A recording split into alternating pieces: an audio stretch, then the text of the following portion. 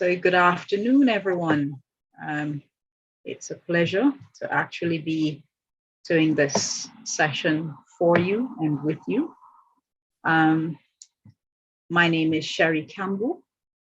I am a manual lymphatic and lymphedema therapist, and I will be going through what that means in a little while. I'm also a registered nurse. I have been a registered nurse for the last 20 years. And during that nursing profession, I've also been a clinical educator. So I have been training and initiating trainings for nursing staff and students. That training has brought me to Saudi Arabia and to initiate a program there also. And following that, I am back home, where I decided to set up my own clinic as a lymphatic therapist and lymphedema therapist. So I'm hoping that today you will get something from this session. We're just going to look at the topic as it states, are you drained? You know, we could look at it from two different angles. So I will show you what angles we're going to be looking at it from today. I'm just trying to get this in the right place. Okay. So here we are. We have a declaration here. And this declaration is just to inform you that the information here is for only personal knowledge gain and not to be utilized for diagnosis, investigations, or treatments. It does not qualify you to practice or work independently as a therapist. And the presentation should only be used for personal use and not to be publicly shared. And that is just something we have to actually do from this point of view. Now, the aim and the objective here is to educate, promote, and gradually to achieve health, a healthy lifestyle, and to change our lifestyles as we know it at the moment.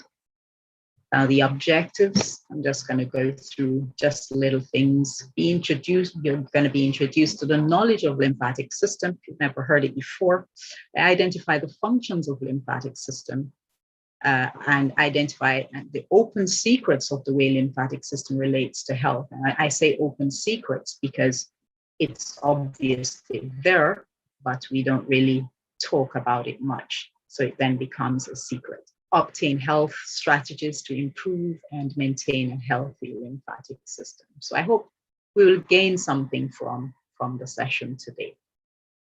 So my big question, how healthy is your lymphatic system?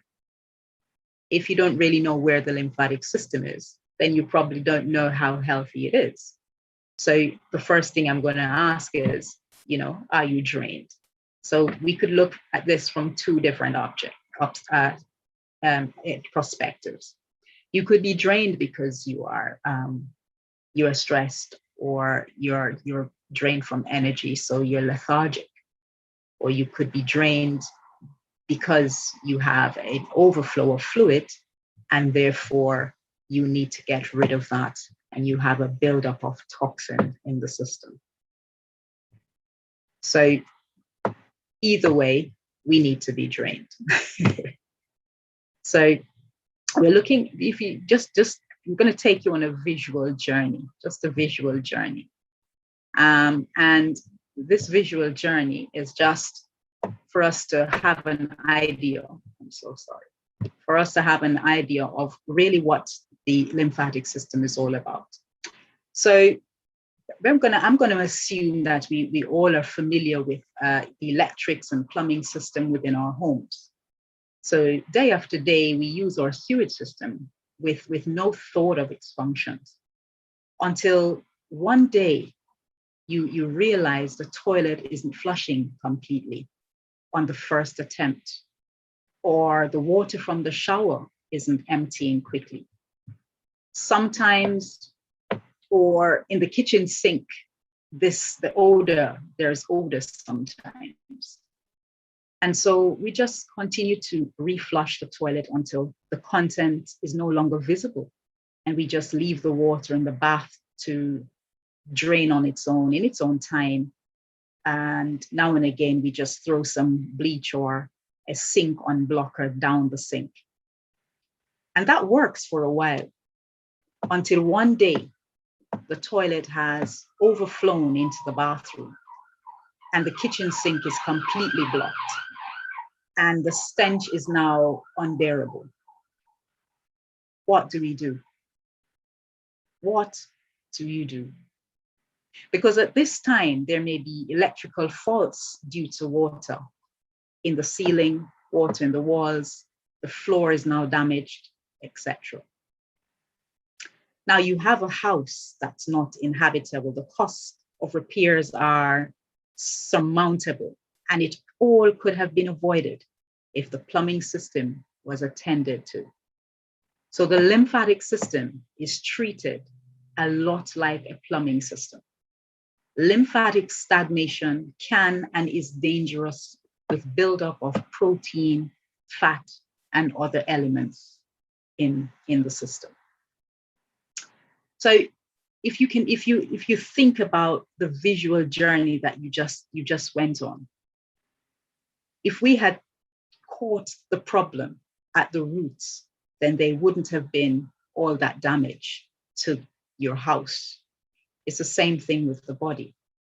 Now, the lymphatic system is literally there as an immune response to what's happening. So what is the lymphatic system? This lymphatic system is a complex drainage or sewer system that consists of glands. Now we have lymph nodes, which I'll talk about later, the spleen, thymus gland, and the tonsils. I'm sure you've heard a lot about tonsils. And a lot of people have had these extracted because they were continually being inflamed. They become painful and swollen. You're unable to swallow.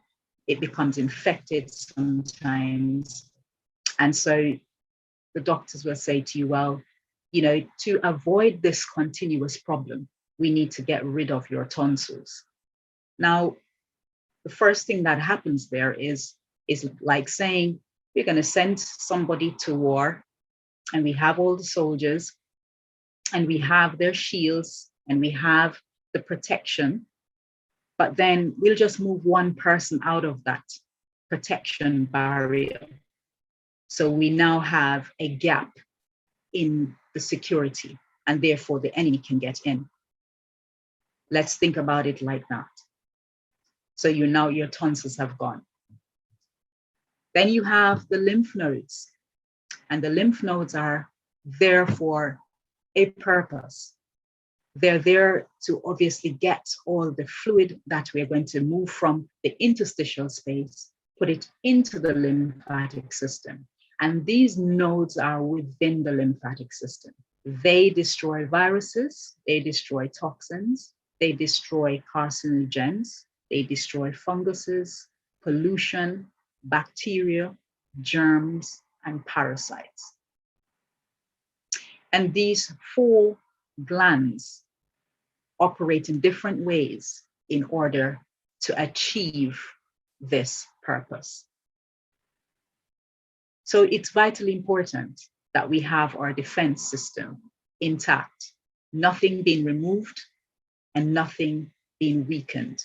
They all need to be at a great strength in order to get things moving. The spleen, we're looking at the spleen, one of the largest lymphatic organs. Its purpose is to filter and store blood, produce white blood cells that fights infection and diseases, like the thymus gland.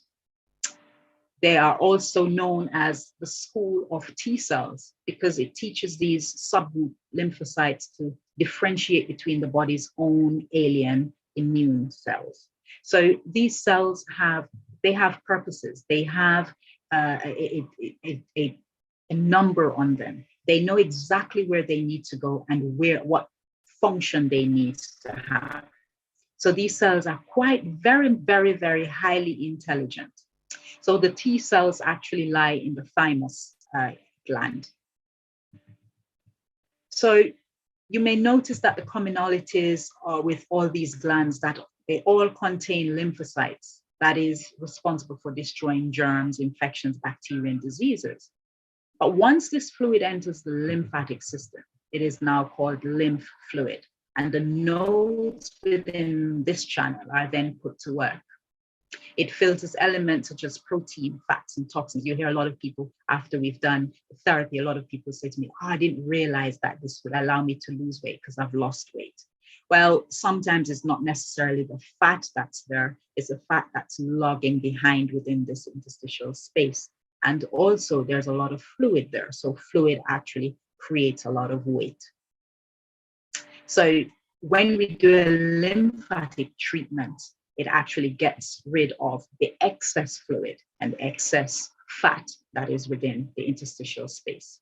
And they need to be functioning at their optimum in order to clean the fluid. That is then return to the circulation. So I take it from a space that is within, it's just between the skin and the main circulation. I take it from there and then we put it into the lymphatic system, which it just lies under the skin.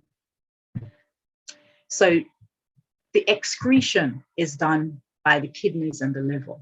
So once it goes back into the main circulation, then the debris that should be leave the body will be excreted via the kidneys and the liver. Okay. So we're going to now look at just the lymphatic system in a little bit of it's basically how we can put all this into a one term. It says the lymphatic system is a second non-pump circulatory system. So like when you have the heart that's pumping, there's nothing in your lymphatic system that actually pumps. It doesn't have a heart of its own. It doesn't have pulses. This works simultaneously with the blood circulatory system. It lies directly under the skin, as was said before, and is intertwined with the immune system. So our blood circulation system is the heart, the main pumping source that actually gets blood from one end of the body to the next, to the brain, from the brain to the feet. But unlike the lymphatic system, it depends on a one-way valve in the lymphatic vessels. Now I talk about one-way valve. Literally, these valves are opened just by you gently moving the skin, opening these epithelial cells, which pulls these valves, pours water into the excess water into the lymphatic system, and then it recloses. So it cannot create a backflow. And that's why it says a one-way valve. And by the process of filtration, it is effectively functionable. It's very, very, very interesting that, because even though the lymphatic system doesn't have a pump, fluid is actually moved by our day-to-day motions, such as breathing. When we breathe, our lungs expand, it pushes against the rib cage, which then creates just enough pressure between the skin and those muscles that lie under the skin so that this fluid can actually be moved through the lymphatic system. So exercise is a very good way. And I'm not quite sure if you've taken note sometimes when you wake up or you are sitting in a position or lying in a position for a particular time, more than likely over 20 to 30 minutes. When you get up from that position, you find that you have to stretch or there's a little bit of an itching on that area. When that is literally where lymphatics have become stagnant. And so you stretching or, flexing those muscles will help to move that throughout the body. In saying that, not everywhere actually has the lymphatic system drainage through muscles because our brains don't have that. So we're going to go into, I'm going to have a look at how it intertwines with the immune system. So I mentioned tonsils before, this just breaks it down a little on this chart. It says adenoids tonsils, lymph nodes. These are all in the upper respiratory tract. The right lymphatic duct that is entering the vein, that is the main vein to the neck. The thymus, which is where the T cells are dwelling, they're produced and they are lodged for that purpose of defense. The thoracic duct entering the vein, and we have the appendix and the spleen. So out of those, those vessels, normally the two main ones that are separated or can be just thrown away at any time by any sort of inflammation that is in them is the appendix and the tonsils. Even up until today, scientific knowledge is saying that they don't really know what the appendix does. It has no purpose. Well, it does have a purpose because it's literally a part of the lymphatic and the immune system. So where the appendix actually gathers all the toxins that is within the lymph fluid so that it doesn't actually go throughout the body and poison the body into any toxic or septic formulations. So it does have a great function. So we have the lymph nodes. We have at least 800 in the human body. 300 of those are in the neck, 100 is in the armpit, and 100 is in the groin. Now, this is very interesting because normally when we have a little bit of a virus, we start sniffling or we feel very unwell. The first thing we do, we go to the doctor, and the doctor will sound us and then he'll check our necks. And that's really why they're checking. They're checking to see whether these nodes are raised. There's more in the neck, so it's more likely that any virus that is in the body will be manifested in the neck first. So they feel these nodes, they realize that they're raised, they're a little bit swollen, they claim, they say to you, okay, go home, drink a lot of water and rest. That's great. That's fantastic if you know what type of virus it is. So if you know the type of virus, and it's, say, for example, it's just the flu virus, then you can wait it through. But sometimes this is not the case. Sometimes the swelling is there for quite a long time, and then that swelling becomes more carcinogenic, and the pain that you're feeling is because it's been advanced. So the lymph nodes have now lost its functionality.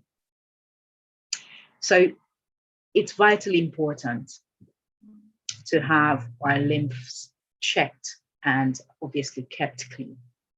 The red bone marrow helps produce blood cells. Yellow bone marrow helps to store fat. So all these systems or all these glands are part of the lymphatic system.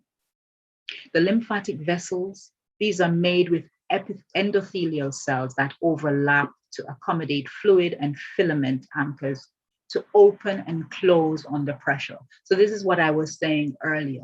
The way in which this is done, and these are just really big words, but they can be minimized.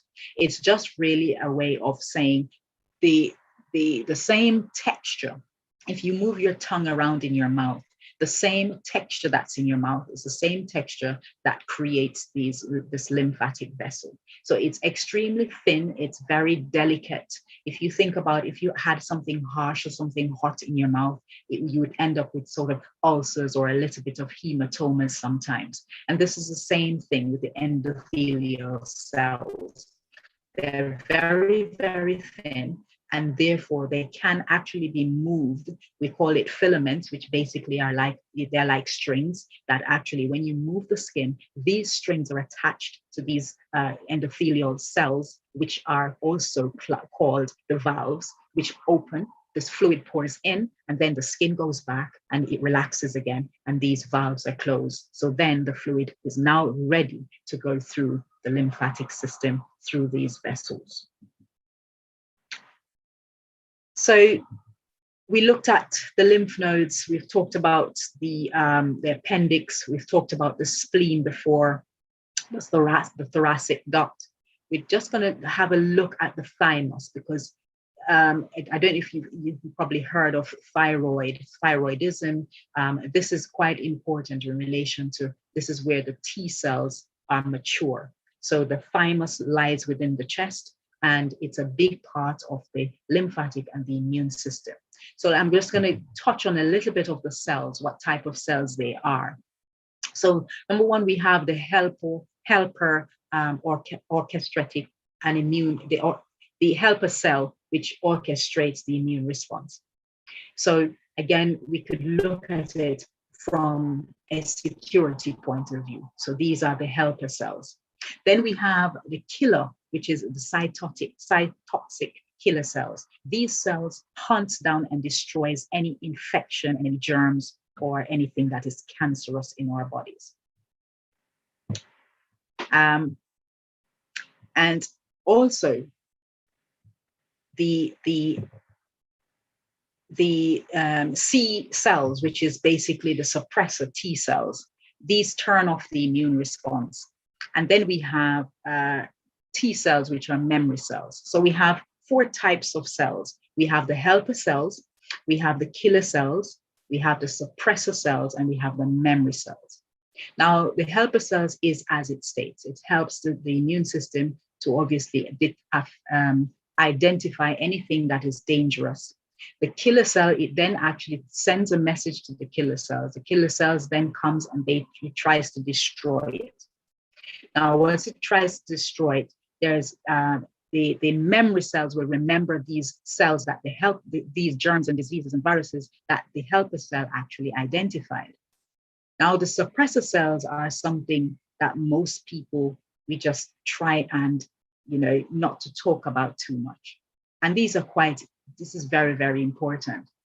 If we have something that is invading our system, so we will have drugs are something that actually can affect these suppressor cells.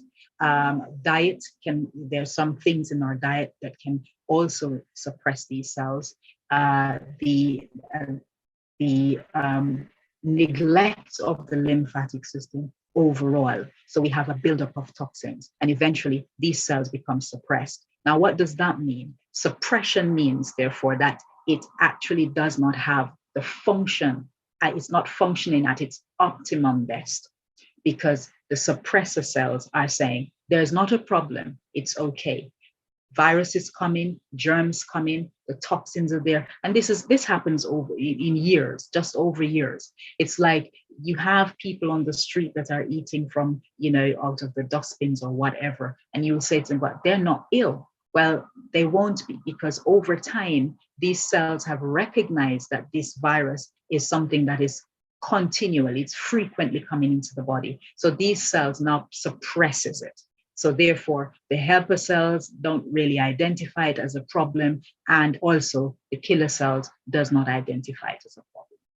So it's very, very interesting with these cells and how they work. So the body's defense, obviously it's just looking at it, it's some of the cells that I talked about. B and T cells are produced in the bone, and the T cells emigrate to the thymus, hence its name T cell, leaving the B cell in the bone. So depends on what has attacked the immune system, example, cancer cells, HIV, flu virus, etc. The appropriate cells will react. So we call them a phagocyte and the helper cell. So the phagocyte is just really the killer cells, and that we spoke about a while ago. So they don't really look like that. I know they, look like cartoon characters, but I liked this photo because it shows that they're running away. They're doing, they're doing their work, and the helper cell is extremely happy at the bottom because it has found the virus that is trying to attack our system. So I really loved that. Okay, this is a little bit more of a little complicated diagram, but it looks complicated, but it isn't really. This is just showing the inner, from a microscopic view of the lymphatic capillaries and the tissues and the spaces. So, we go into little things like the tissue cells, the collagen fiber, interstitial fluid space, which I was telling you about. This is where the fluid goes first and foremost. when we drink water or whatever, there's probably about 10% that literally goes into this interstitial space. And it happens with everyone. That's just part of the function. And then we have the lymph fluid that when it enters into the lymph. So this is just really a lymph vessel that is microscopically viewed. Okay. Right. So its functions, the lymphatics, what is its functions? So first of all, it cleans. Okay. So there is a lymphologist called Dr. West. I really like this guy. And he's a chemist, and he describes it as a vacuum that's tight packed, the cells in a dry state. So in other words, we try and keep all the cells less fluidy, okay? So where you have an overload of fluid in the lymph, in the interstitial space, it affects the cells.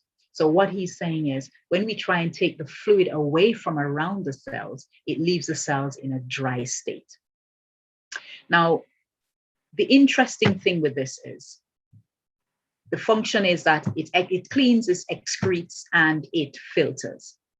All right. So in order for the cells to actually do this, they need to be at their optimum functionability. So this is really what happens. There's something called filtration and osmosis. Now, when the cells are fed with a lot of fluid and a lot of toxins and a lot of protein or elements that is within the system, it seeps down into a place where there's less pressure. Now, say for example, you have a lot of fluid in the interstitial space.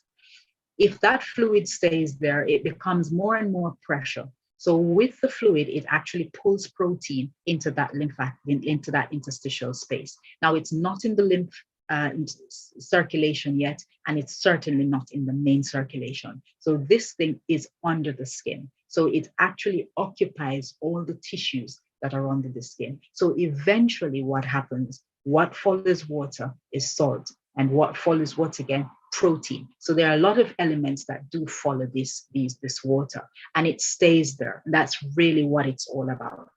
And it creates a compactment in this tissue. And you'll find sometimes if you touch your skin in a delicately, or if you knock it somewhere, you feel this pain. You think, it's so painful. It's very tender. That's where the tissues are filled with lymph fluid that is filled with toxins, and therefore it's an overflow of fluid in the system. So we need to try and get this out so that our skin and everything can feel better. There's toxins under the skin, it will look dark, it will get dry, it will cause itching, things like that. Okay. So when the cells are in a dry state, it's easier for oxygen and nutrients to get into the body and keep us healthy. So this is another thing, because the lymphatic system is wrapped around the immune system, or they work closely together.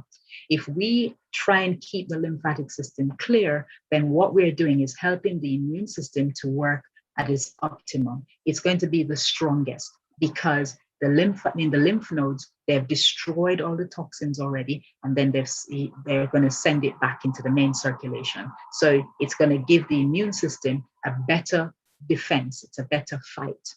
Okay. Again, I like to relate this to the army.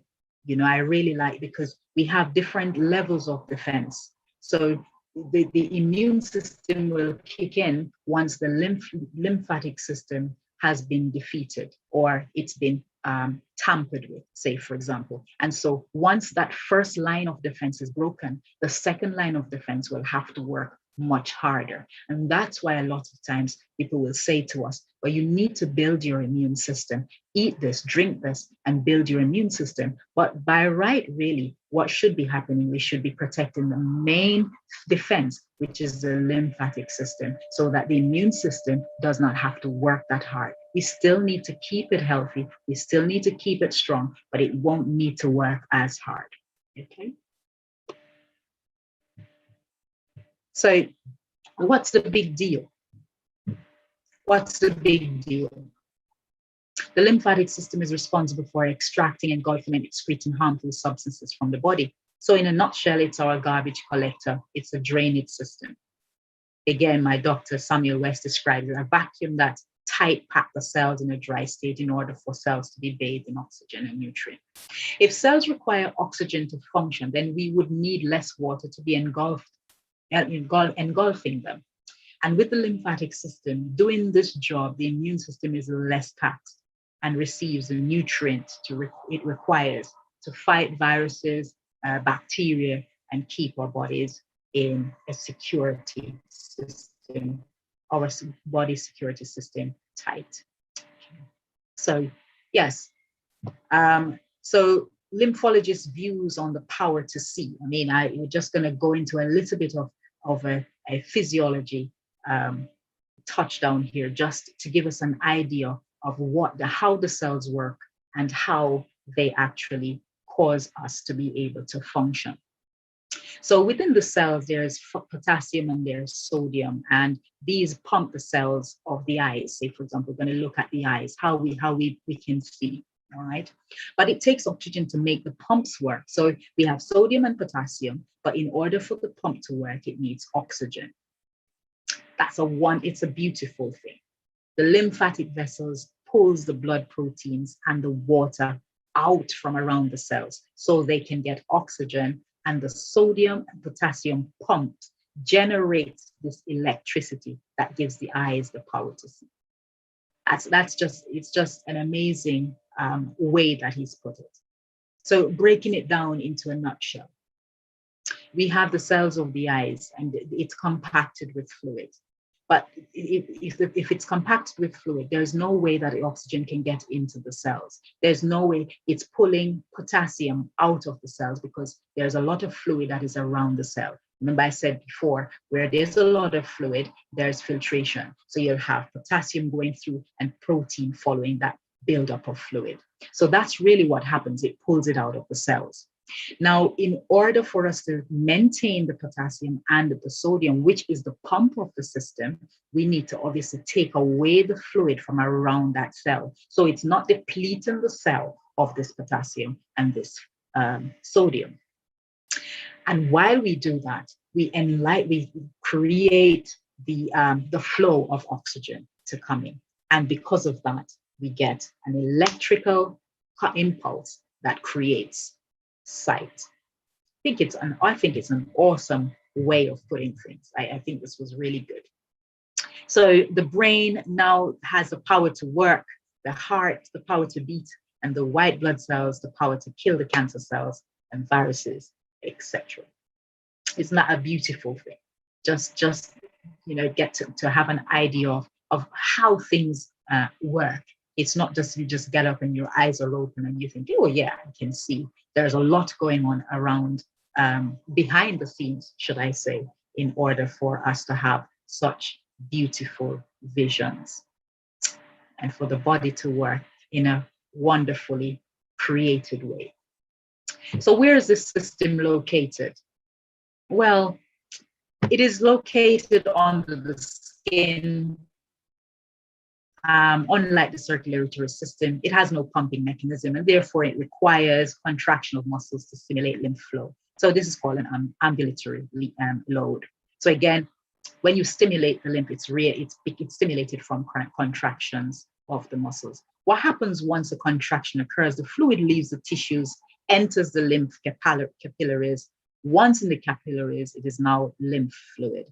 Because this lies under the skin, all contractions require light touch and a pressure in order to allow the epithelial flaps to open and allow fluid into the lymph cells. So it's a very interesting way of achieving something, So to keep the electric generators going. So we talked about the cells and the oxygen and the conversion of potassium and sodium and how we are able to see. Now, to keep this going, we need good food, water, and exercise. We also need potassium, minerals, mineral functions as an electrolyte. It helps to regulate fluid balance, nerve signals, and muscle contractions. Sodium should be low because water follows this where the cells become flooded with water. So to have healthy cells, the body must be able to maintain a negative subosmotic pressure condition, or what is called a dry state, where there's no excess fluid. So only enough fluid to fill the crevices. That's all we need, just enough fluid to fill the crevices around the cells, and that is all. So we don't really need a lot of fluid. We need fluid everywhere, but we don't need a lot of fluid. So lymphatic system and health. I think I touched on it a little, but it's there's a lot more to it. So the immune system and the lymphatic system is necessary for protecting our bodies against germs and disease, known as the body's first line of defense. So again, we go back to this line of soldiers going out to army. Your immune and lymphatic system helps protect you from bacteria, viruses, and fungi. And you must unhealthily, and most unhealthy conditions that may lead to diseases or illnesses. So we look at this as we think, oh, well, it's just a virus, it's just a disease, my body will fight it. But the thing is, if it remains there, then it can lead to more diseases and more illnesses. Because going back to our visual journey, we talked about the water, the pump in the bathroom and in the sink, the water being not flowing out through the pipes because the pipes are now becoming clogged. There's a backflow, and this backflow of stench is now the disease and the illnesses. So it produces and carries white blood cells containing antibodies that fight off infection, transports and destroys dead or damaged cells and cancer cells, removing these substances from the bloodstream. So it's vitally important to move these substances because they are destroying and damaging to the system. So problems with your immune system and heavily taxed lymphatic system can result in various diseases. And these diseases weaken the immune system and can lead to things such as including cancer. It leads to flu, just a common flu. It can lead to hypertension. They can lead to diabetes. It can lead to chronic fatigue syndrome. It can lead to lupus. It leads to a lot of other things, because autoimmune diseases or illnesses is as a result of the body's attacking its own self. Its immune system is now not functioning as well. It could be as a result. There's no scientific evidence such as this, but they could be as a result because there's a lot of toxins in the body that those suppressor cells have become so dominant that then the helper cells have not identified this, and therefore there's nothing for the killer cells to do, but it just overgenerates. All right. So an overactive immune system can lead to the diseases including multiple sclerosis. This is an overactive immune system. And so where am I?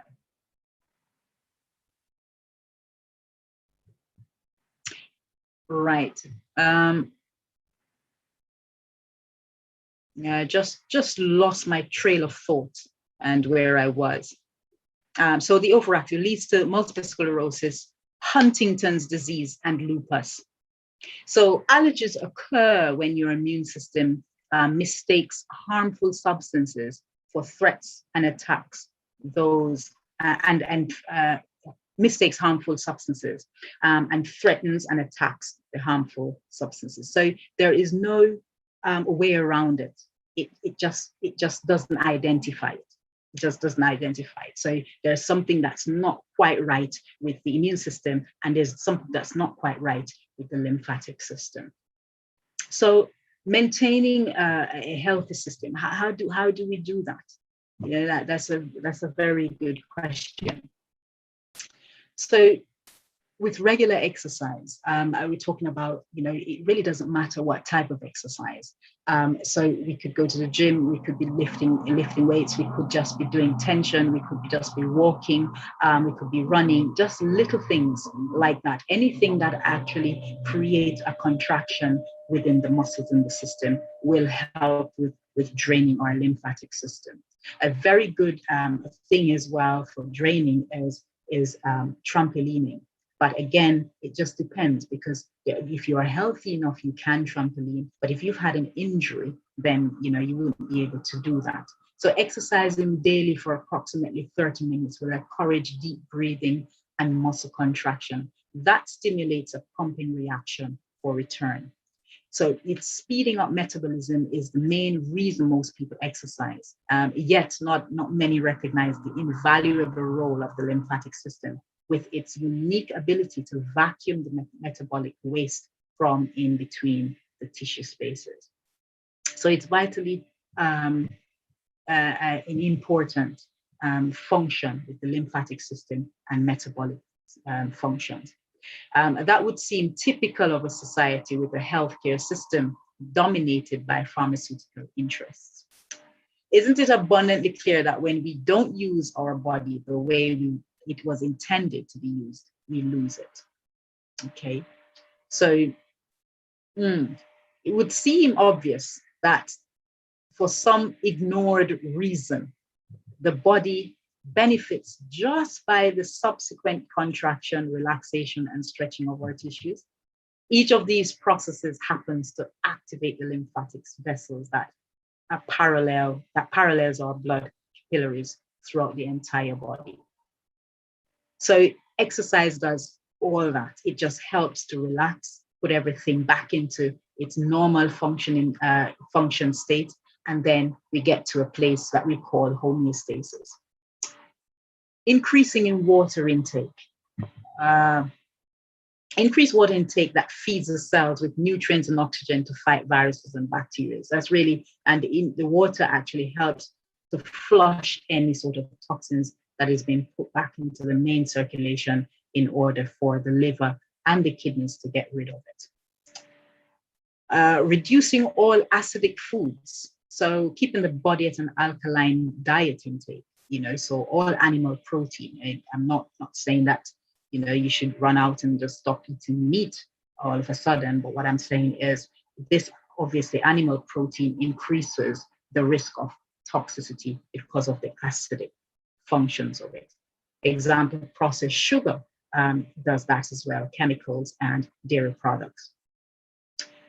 Our bodies aren't created to digest foods that are non-alkalinic because we are created in that format. So it will digest it, but it takes a longer time, and it also taxes the body on the digestion process. So over time, the body will do it, but over a period of time, it will state, look, I can't do it anymore. So it stops compensating, and therefore we revert to illnesses and diseases. So lymphatic stimulation, this is also known as MLD, which is manual lymphatic drainage. And this is done manually by the hand, which is what I do on a daily basis. So I remove the fluid that is lying under the skin just by using a therapy with my hands to actually do this. So the touch is evidential. The benefits are vast. You faster weight loss. It improves oxygen levels. It's better with pain control. It improves sleep. It does quite a lot of things because it creates a relaxation of the neural system. So it just helps you to balance that stress and all that tension that is around those muscles. When muscles are used continuously, they contract. When they contract, if they are not relaxed, they will stay in a contracted state. Now, if they're constantly contracted, eventually you will have a buildup of inflammation, and then you will start getting pain in that muscle. That pain will come forward to the tissues that lie under the skin, and then it becomes really, really tender, and you are now in a painful state where you're thinking, oh, I'm so tense, I'm so stressed. This lymphatic drainage will help to release that fluid, relax those muscles, and create and less pressure on the nerve endings, which causes pain.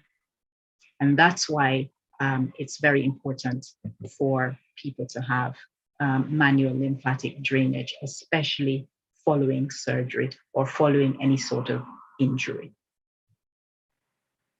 So anyone can and everyone needs this treatment. We mentioned earlier about the function of potassium and nerve conduction, releasing and regulating fluid within the cells, relieves the pressure on nerve endings, which causes pain. So repairable damage, following any surgery that doesn't involve the removal of a node, example, a liposuction or abdominal ops, any sort of abdominal ops. So you're talking about cesarean sections, you're talking about abdominoplasty, which basically is just a repair of the abdominal muscles, sometimes following multiple pregnancies. It's very difficult for women to have that muscle it go back together and be tightened. Sometimes the lower abdomen, it becomes very weak. So therefore the fat cells are more likely to be to lie in that area because it's very weak. So it's more susceptible. And it's very difficult for people to move that fat, both male and females, to move that fat. No matter how much you go to the gym, it just is never moved. And sometimes you just have to remove it via surgery. So post-surgery, vitally important because to help to restore, repair, and prevent irreparable damage and maintain maintenance of congenital or genetic conditions. So we do have people who are also born with a lymphatic problem. So we call it a congenital problem. That congenital problem, it's basically creates something that we call primary lymphedema and lipedema. I'm not sure if you've ever come across somebody with lipedema. A lot of people who have been diagnosed with lipedema, or who have been suffering with lipedema, haven't been diagnosed with it. They just been told to go away and try and lose weight because you're eating too much. And that's not necessarily the case. Lipedema is basically a congenital disorder, and it actually affects mostly females. It can affect both arms and both legs, more than likely around the hip areas, big thighs. A lot of people will look at it and think, oh, that person is just putting weight on, but it's not. It's just a congenital disorder of the lymphatic system where they're generating or producing too much fatty tissues, and we call it lipase that actually lies in these cells, in this tissue. Right? So irreparable damage, nodes that have been removed or damaged. So you can't really repair the lymphatic system, but you can maintain it. So again, there are two functions of manual lymphatic drainage. Manual lymphatic drainage is to repair or restore, and the other thing is just to maintain.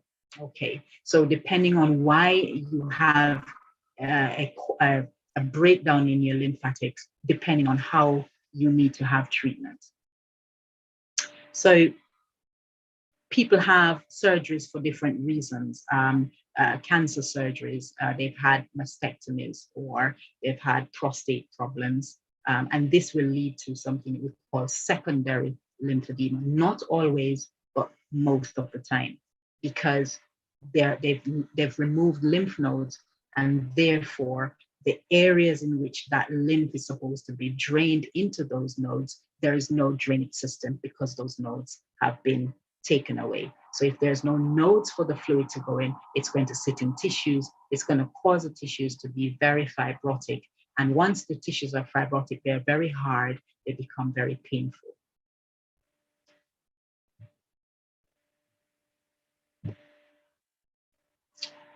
The general cleansing of toxins and harmful substances. So Vaso liposuction, a lot of people will probably think, oh, no, you don't want to have that because it's seen as a cosmetic surgery. Sometimes it isn't for cosmetic reasons. And as a matter of fact, if you're not happy, if people aren't happy with the way they are, then they will not actually want to love themselves and treat themselves in the best way they ought. So, you know, I'm not really being any judgmental when it comes to anything like this. I try to help anyone who's actually unhappy in any way, and you know, help them to get to a place where they're mentally comfortable in order to look after their bodies. And sometimes there are lifestyle prior as the consequences of that. Sometimes if that consequence can be recovered or restored, why not? You know, and we have a new lease of life. We have a new starting point. That's called mercy. That's down to the knowledge that we have in surgeries. So the inflammation of the vasal liposuction is removal of stubborn fat cells in the tissue, joint replacements, trauma, prosthetic adaptations, and inflammation and pain that the body is responding to. As a result of hypertension, though, diabetes and autoimmune diseases. So we're looking at conditions which need immediate actions, okay? Post-surgery, as I talked about, the liposuction. The other one is acute chronic swelling. So this can be as a result of autoimmune disorders, acute chronic pain. So we're looking at things like headaches, migraines, repetitive strains, injuries, example, a broken bone, muscle damage, nerve damage, and even tissues. You know, so we have, you know, people with you know, sort of tendon problems because they are repetitive strain, or if you're sitting around a desk all day for a long period of time, then you get quite tensions in your shoulders and your neck, which causes headaches. Sometimes it can be migraine, sometimes it can be cluster headaches, strains, anything like that is called an acute or chronic pain. Joint muscles and nerves, this is what we look at that of chronic fatigue syndrome. Example, fibromyalgia. Acute and chronic inflammation. This is anxiety, stress, insomnia, arthritis, tennis elbow, tendonitis, frozen shoulder, etc.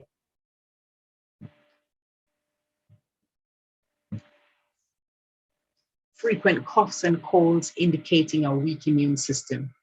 So if you get this all the time, then it may mean that, you know, you build up a lot of toxins, and that needs to be eliminated from the body. If you do have an active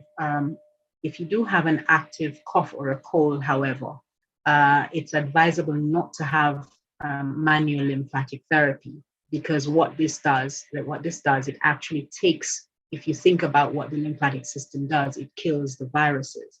So if it's active, what it does, it pushes the viruses into all the nodes, which is what we don't want. We don't want the virus going all over the body. We want the virus to be contained.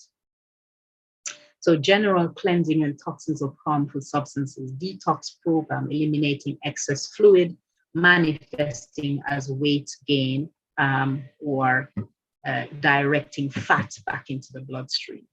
So these are some of the conditions in which we will need immediate action as a normal treatment for the lymphatic system. We're just going to expand on this a little. So post-surgery, we're looking at some of the physical and spiritual aspects. I don't leave God out of anything when it comes to our health. So physically, there in Jeremiah 33 and verse 6, we're closing off with this. Jeremiah 33 and verse 6, it says, "Nevertheless, I will bring health and healing to it. I will heal my people and will let them enjoy abundant peace and security."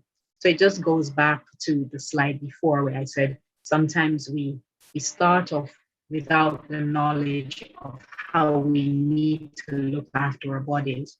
And we do get a second chance of grace of how we need to actually pull that back, and we can get restored from that aspect of our actions. For physical training, this is in 1 Timothy 4 and verse 8. For physical training is of some value, but godliness has value for all things, holding promise for both the present life and the life to come. So this is our training ground. We are going to develop the characteristics here on earth, how we treat our bodies, how we look after ourselves, the things that we can abstain from. Our body, our control, our self-control will grant us that characteristics for the life to come. Worship the Lord your God, and his blessings will be on your food and water. I will take away sickness from among you. See, sometimes we're looking and we think, okay, well, our food has been contaminated, our food has been tampered with, our food is not the genuine food. But this in Timothy is saying, as long as we're eating it because we know it's good for us, our bodies, we need to just give God thanks. We need to bless it. God is able to actually extract anything from our food that may be harmful, that man made, that man has made, should I say, or to make it harmful to our bodies, as long as we are seeking the right type of foods, as what is mentioned, Exodus 23 and 25, we will mention in the Bible. Because the thing is, we ought to have the ability and we need to be willing to do the things that are better for our bodies. So Exodus 23 and verse 25, I think, and ye shall serve the Lord your God, and he shall bless thy bread and thy water, and I will take sickness away from the midst of thee. I take God's word literally. I do believe that, the foods that I should eat and the foods that are beneficial for my body, regardless of where it comes from, as long as I put that food before God and say, God, take this, restore it, take anything that is unlike you from within it, make this food of benefits to my body, make it nutritious and beneficial. I truly believe that he'll be able to do that. So spiritually, do not be wise in your own eyes, fear the Lord and shun evil. This will bring health to your body and nourishment to your bones. This is basically saying, not because you have an illness, you need to go and pray about it, but the Lord is just going to restore you like that. We have a responsibility. The Lord is saying this is what he will do for us, but we have a responsibility. We have to make sure that our lives are in line with God. Sometimes we don't get healing because there's something that is deep within our hearts that we need to confess. We need to speak to the Lord about it. Or, there could be various things. We could be doing something that we don't even realize that, continually doing this is harming our bodies. And I think, but when we look at healing as a whole, not necessarily because somebody doesn't get healed either or restored, doesn't mean that we can look at them and says, oh, they have hidden sins, or they have something that they're not letting go of. That's not the case. But sometimes we need to be doing a lot of self-reflection when it comes to our health and our nutrition. But when Jesus heard that, he said unto them, they that be whole need not a physician, but they that are sick. Matthew 9 and verse 12. That is, for me, this is just a great text. There's a saying, if it's not broken, you don't need to fix it. And a lot of times we're feeling okay. We're feeling okay. And, we do something because we want to check to see if we're okay. But the Lord's here saying, look, the physicians are out there for those people who are sick. Our food is our physician. Let it be our physician. I do believe that physicians are required in certain situations. We need them. That's not a problem. But if we are not sick in ourselves, why are we going to wait until we are sick in ourselves to really, really need a physician? It's not necessary. It's not wise. We ought to be wise in our own eyes and fear the Lord and shun evil. People with congenital disorders, they don't have that option. They are born with this defect, so they do need physicians. But if we are born healthy, as per se in inverted commas, then we ought to try and maintain that health and follow the statutes of God and follow his commandments, because he promises us physical health. that's one of the things that he's promised us. So I would just like to thank everyone for listening, and I'm hoping that the information that was gained here, that you will have a little bit more of a knowledge in relation to how to maintain your health or restore your health, and that your lives may be changed as a result. So I'm going to leave everything open for any questions that anyone may have at this time. Wow, thank you so much, Sherry. I was absolutely blessed by your presentation. Thank you for such knowledge and sharing such knowledge and expertise. I'm going to ask the audience, those of you who have been kind enough to join us this afternoon, if you have any questions, can you please unmute yourselves? And then we can ask Sherry to answer any questions you may have. So please put your hand up. If there was anything that stood out for you, Sherry is more than happy to answer. Absolutely. Thank you so much for listening. Yes, I did. There was one thing that you said. I actually love that verse that you ended on, which is Matthew 9, verse 12. That is absolutely amazing. But also, I remember when I used to go to the doctor when I was small. My mom used to take me to the doctors, and I always wondered what they were looking for when they felt your neck. Yeah. So thanks for clarifying that with us. So yeah. I don't see any questions in the chat. Does anyone have a question for Sherry? Any questions? Don't be shy now.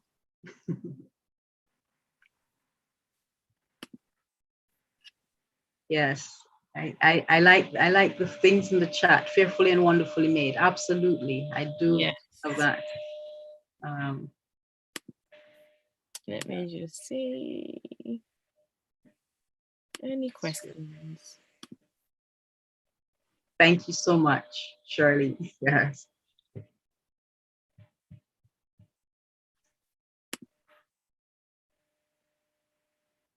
Well, it looks as if your presentation was succinct, Sherry. No questions at all. Well, if they think about anything else, then obviously, sometimes it's on the spot. And I realize that people were a little bit late, so they may not have got to everything. So I apologize for, those. No, okay. But, you didn't really miss anything per se, because I tried to repeat everything as I went along. So if there was anything that you missed, it would have been very minute. You're most welcome. Most welcome. Okay, so Can I ask a question, please. Sure. Where do we start from then? Do we start with our diet? Well, yes, and yes and no, because it just depends on why you require it. So say, for example, if you're in pain, then I would start from why there is pain. So we always go back to the root. If you feel okay, but you're probably a little bit tired, or you just want to be detoxed a bit, then you can start off with just your lymphatic system being cleansed, and that's just by having therapy. And then you can start with your diet, drinking a lot of water to try and get rid of that toxin or those toxins, and then you go back to your alkaline state. So I'm not expecting people who are eating meat to just stop their meat eating. That would be damaging to the system. And I know a lot of diets will say to you, oh, you need to stop eating at this time. But that's damaging, because our bodies it restores itself in small doses. Each night we go to bed, that is another thing, because with the laws of health, it's vitally important. But when we go to bed at night, if we have that delta sleep, that is where our cells are regenerating and it becomes new. So if you think about it, our skin, say, for example, takes 2 years to actually totally change. So, it has to be a continuous habit. So when we're eating, or when we look at our diet, yes, we start from there, but we have to start small and we have to continue or maintain that state. So it just depends on why, you know, what you're feeling at the moment. Is it because you have a congenital disorder, maybe you've had surgery or whatever, and there's visible swelling? There's visible swelling, you definitely need to have the manual lymphatic therapy. If there's no visible swelling, but you feel tired and you feel a little bit sort of, you know, some people will say heavy, but I don't want to use that word heavy. You feel sluggish, then definitely we'll start off with your diet. Okay. What about if you have pain, if you have an illness, and do we go to a doctor first and we get diagnosed and then come to you?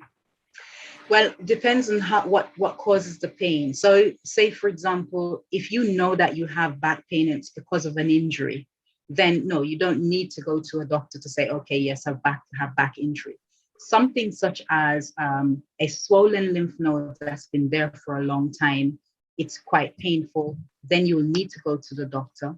The doctor will need to diagnose that, because the thing is, if you have cancer that is not treated or not diagnosed, having lymphatic therapy can obviously cause that cancer to spread to the lymph nodes. So you would never, ever, ever be advised to have lymphatic therapy if you have that. But general pain, yes, generalized swelling, you can come for lymphatic therapy. And there's the other thing that I didn't mention is lymphedema therapy, because sometimes this swelling is not just a primary thing. Primary is where the legs probably are swollen in the day, but at night when you're sleeping, it goes down. That's primary lymphedema. So it will reoccur, but you can maintain that. And sometimes you can reverse it depending on what's causing that swelling. Now, if you have cancer or had cancer and you've had nodes taken away, where now you've had a swelling there because there are no nodes, that's called secondary lymphedema. And secondary just means you cannot actually reverse it. It's just a maintenance mode. Yeah. Can lymphatic mean that you can take some sort of medication? No, you can't take any medication for lymphatics, unfortunately. I get, because it's just the main defense for the body. So if we have a problem with the lymphatic system, it just means that we have fluid stagnation, number one, or we have fibrotic tissues, number two. So there's nothing that actually, you can't have a lymphatic transplant, you can't have fibrotic tissue transplant. It doesn't work. Once the tissues are fibrotic, they can't come back to being the norm. However, with a normal diet, a very healthy diet, exercise, very good sleep, you know, with sunshine and all these things, we may be able to repair some of the damage over time. How long that will be is $1 million question.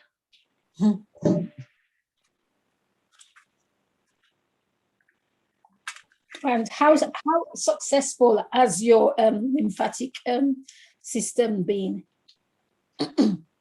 How successful has it been? And what's the best results you've ever had? Right, okay. I've had quite a number of people, but these have been autoimmune problems. So talking about fibromyalgia, we're talking about back pain. People have had surgeries for back pain. People have had surgeries for broken bones. So they've literally been restored to a normal function very, very quickly. Any sort of surgery, post-operative care is vitally important with post-operative care, especially if you've been in hospital for any sort of surgery. This as a post-operative care is excellent. I've had very, very successful rates in relation to recovery time when they've had manual lymphatic drainage following surgery. Pain-wise, there has been great benefits. Again, sciatic pain, back pain, and fibromyalgia. Fibromyalgia is not really completely restored, but the person has gone back to a great function that they didn't have before. With fibromyalgia, they're very lethargic and they have quite a lot of pain. So these individuals were able to go the extra mile where they were able to, probably walk for 30 minutes without feeling tired, whereas before they'd be walking for 5 minutes and then they're tired. So yes, there are great benefits that I have seen. People. This lady that I looked after with her back pain, she wasn't able to actually go upstairs. She wasn't able to pick up her grandchild, things like that.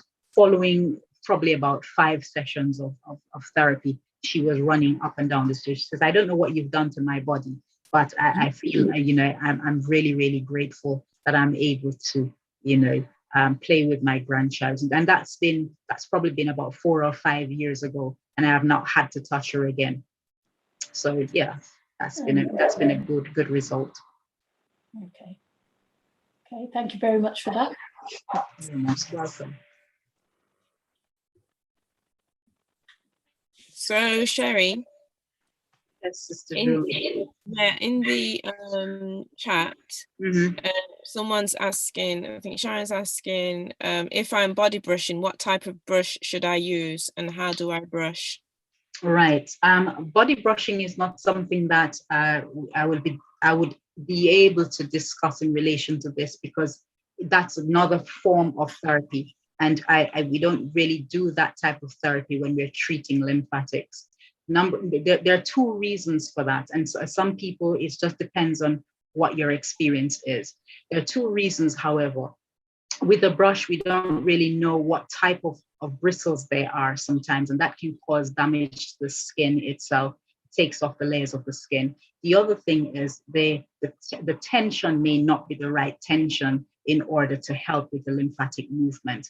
And also, when you're moving fluid with brushing, you are literally going in one direction. Now, in lymphatic therapy, it's vitally important to know the nodes in which you're pushing this fluid. So it's okay, you're moving the fluid around, that's great, but it's not going anywhere. You're not actually getting rid of it out of the system, if that makes sense.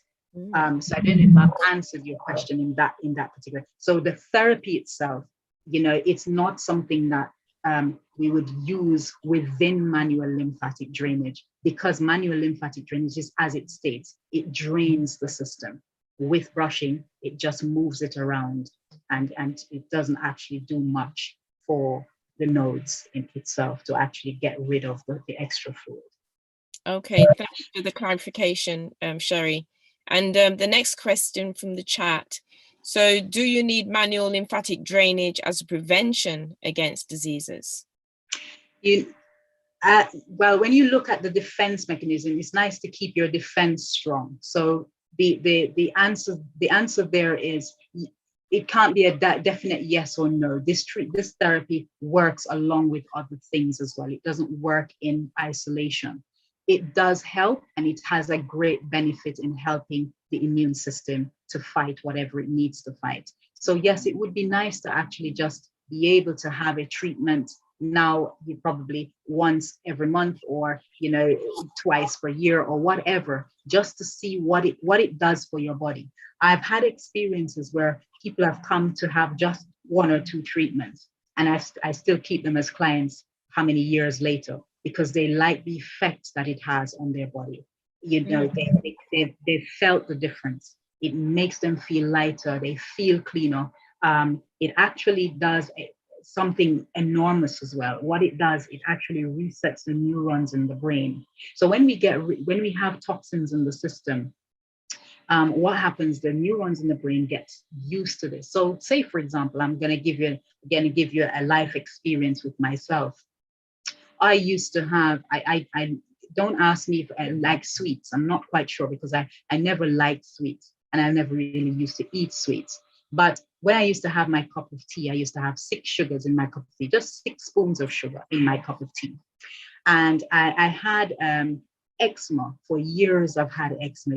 Varicose eczema. It was absolutely just terrible. My legs would bleed most of the time. Looking at the skin is very dark. It's very scaly. It looks horrible. And so I decided once I started studying about physiology and about the body and about health, I looked more into the diet, and I thought at the time I wasn't an Adventist. And so I decided that I was going to cut back on my sugar intake. I wasn't really a person that drank milk, but I used to eat meat. I used to, have cheese, things with cheese, and obviously my sugar. So I decided that I was going to cut back on my sugar. Now, what I did, I had a treatment following me cutting back on my sugar. So I cut back to 2. And it really didn't make any sense because I couldn't taste the sugar. So I thought, it doesn't make sense me actually continuing with the sugar intake. So I just came off my sugar altogether.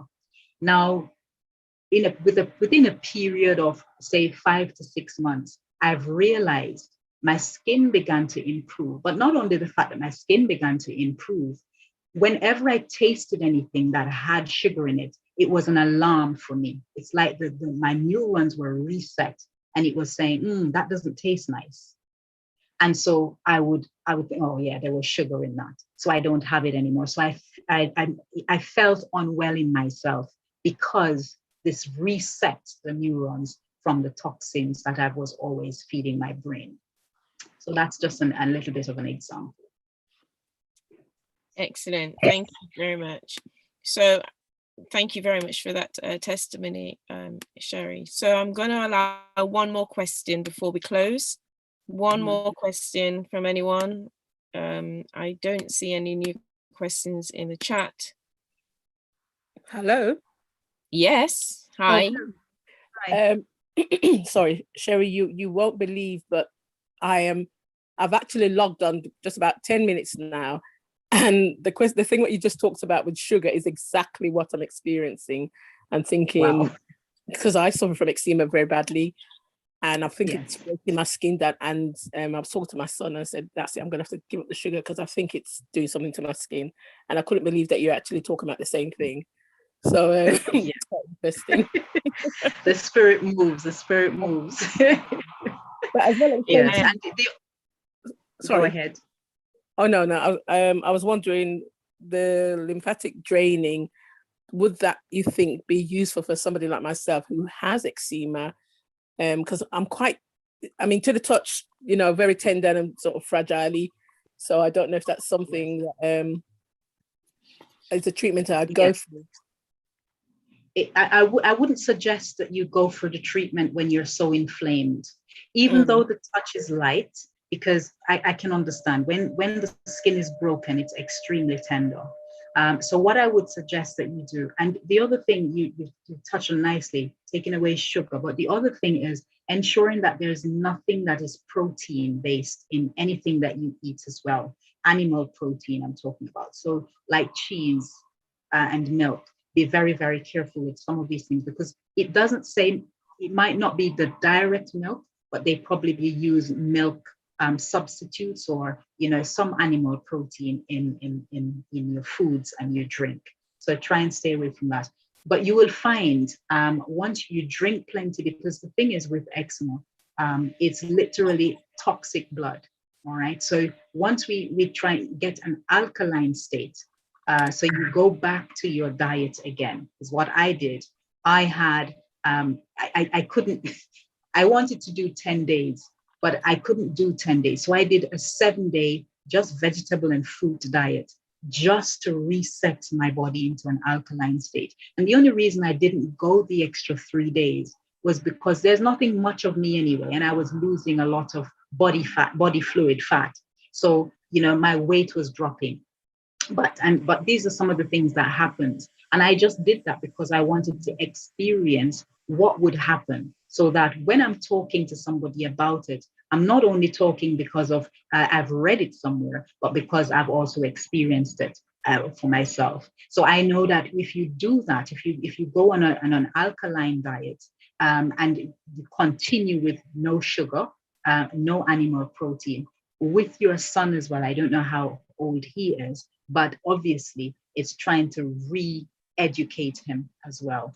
And once he sees what you are eating and how you are benefiting, then more than likely he will also follow suit. Yeah.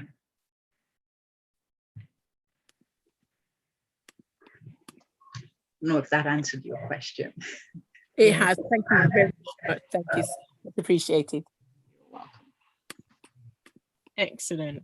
So on that note, we are going to end the program, this session, and I want to thank you so much, Sherry, for providing the time to share such wonderful information with us. And also I want to thank all of the participants for joining us today. We really appreciate it. We do hope that you've learned a lot from it. It's going to be on YouTube. It's going to remain on YouTube. And I think Sharon's going to also send the Zoom link to her colleagues. So thank you so much, Sherry. So, welcome. Thank you. Oh, wait 1 minute. There's one question here. Okay. Go ahead. Yes. Does eating an alkaline diet for a while mean no grain and peas also? Right. No, it doesn't. But I think it just depends on what you want to achieve initially. When you're doing that, you do need your protein, because if you don't have your protein, you're going to feel quite hungry. So normally you can put your grains and your peas in your salads, or in whatever you're going to have, your greens or things like that that is steamed. You definitely can do that. But it's just cutting back on the things that are processed. So anything processed sugar, processed milk, processed cheese, meat substances, things like that. And there's no one thing for everybody. So what I would suggest is what you would like to achieve from a personal perspective, because I've always say this, listen to your body, because my body may need something that your body doesn't. So no one diet actually fits everybody. But the thing is, if you're going for a healthy diet anyway, then that's a very good thing to do. It's the right start. Again, I'll just share something about myself with you. I loved avocado pear. Avocado was it, and it is healthy. It's a very healthy pear, and I loved it immensely. And I used to eat avocado every single day. I do have salad every single day. I love my olives in my salad, beetroot. These things are, they are free radicals. They get rid of all sorts of toxins. So I like to have these things. I'm not really a nutritionist, so I can't go into the benefits of food, and I would never try to. But what I'm trying to say here is I have those salads every day, and I used to put avocado in it every single day. I would sit with a big avocado and I would eat it all by myself. Okay. And one day I was in the shower. And I felt a cyst. I knew it wasn't a lump, it was a cyst in my breast. So I felt it and I thought, ooh, this is quite big. So I decided, I thought, I need to check what I've been eating. So what I did, I went to bed. Just before I slept, I prayed and I asked the Lord, I said, Lord, reveal to me what it is that I'm eating that has caused this. And in the morning I woke up and the Spirit said to me, avoid eating avocados for 2 weeks. And that's what I did. And after the 2 weeks, the cyst eventually just went. And that has been coming up November. It's been a year since I haven't had avocado the way I used to. I have avocado now, but it's probably just one piece of avocado. I probably had a piece of avocado in April, and I haven't had any since. So and I realized that avocado it's healthy, even though it's a healthy fat. If you are susceptible to cysts, predisposed to cysts, then it can cause cysts to develop in the body. So I said that just to say that everybody is different. You may have avocado and it's absolutely fine for you. So each individual needs to listen to their own bodies and be very vigilant, be observant, you know, look at your excretions, look at your urine, look at your feces, look at the color of it, look what's in it. It's, you know, I always encourage people to do that. You take note of your skin, you know, and you know, things that you are eating, so that you're aware of the things that are bad for your health and the things that your body really needs to thrive. Excellent. Thank you so much for that, Sherry. Excellent. And I hope that it's been helpful to those who've been listening. So on that note, it is now around about 4 o'clock. We are going to pray to close. Thank you so much. And we look forward to hearing from you again in the near future. All right, so everyone's eyes are closed. Thank you, dear Heavenly Father, for such a wonderful blessing, dear Lord. We've learned so much about the lymphatic system, dear Heavenly Father, and how to take care of our bodies. And dear Lord God, we are truly fearfully and wonderfully made. Be with Sister Sherry, dear Father. She continues in her ministry, and be with the ladies that have joined us, the ladies and gentlemen that have joined us today. I pray that you will be with them and they will have a blessed week ahead. And may we continue to acknowledge the wonderful piece of machinery that you've made for us, dear Lord, and help us to look after it, dear Father, the way that you would like us to. In Jesus' name we pray. Amen. Amen. Yes, thank you. Thank you, Sherry. Thank you to everyone. And we look forward to sending out more information to you in the near future regarding health and wellness. And thank you, Sharon, for joining us as well. Have a great week, ladies. Bye. Thank you so much, You're everyone. welcome.